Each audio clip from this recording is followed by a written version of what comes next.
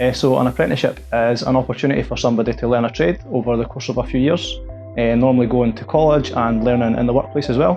So it's a combination of both. Really for me, I just wanted to do something that I was going to enjoy. I've always really loved cars, so getting a job in this industry was something that I was always really interested in. So I just decided to go for it later in life. And I managed to get an apprenticeship at the age of 27, which is quite old.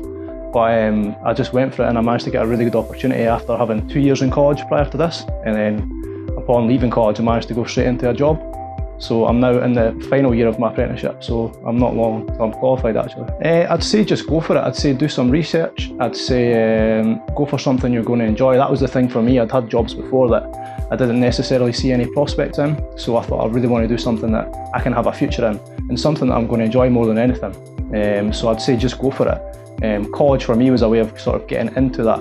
So it was about learning for me, getting the experience, and then trying to find somewhere that would take me on after college. So that's exactly what happened to me. I kind of got myself halfway there, and then managed to get myself into a position where I could complete the apprenticeship. Be skilled at my job, and yeah, just to have the qualification, the papers, and just to still be enjoying it really. But I know I really enjoy it anyway. But yeah, just to be a good tradesman really. So it's all about getting the experience, having time on the tools. And maybe even one day I'll have my own apprentices, you know, and I'll be the more experienced one.